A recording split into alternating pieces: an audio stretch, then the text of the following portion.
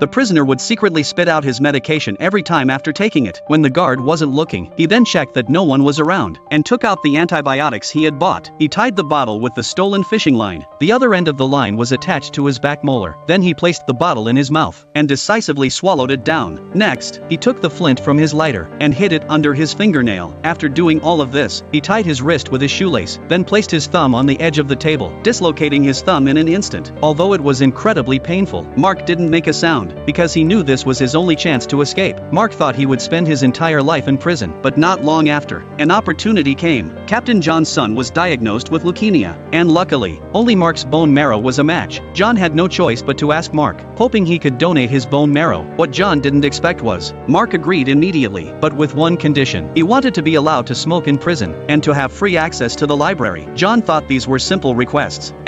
In order to save his son, he agreed to Mark's terms. Little did he know, he had fallen into Mark's trap, because smoking wasn't Mark's real goal. What he truly needed was the flint inside the lighter, and visiting the library was also part of his plan. He wanted to steal the detailed blueprints of the hospital. When everything was set, Mark was escorted by numerous guards to the hospital where John's son was located. But at that moment, his hands were still bound behind him, making it impossible for him to extract his bone marrow. As everyone was discussing their plan of action, Mark quietly sent the bottle of antibiotics into his mouth. Then, under the doctor's strong insistence, Mark's handcuffs were removed and he was tied to the bed. The anesthesia was quickly injected to put him under, but little did they know, Mark had already crushed the bottle and swallowed the antibiotics inside. Soon, the doctor noticed something was wrong. The signs showed that Mark had not fallen into an anesthetized state. Just when they were about to try anesthetizing him again, Mark had already begun his plan of action.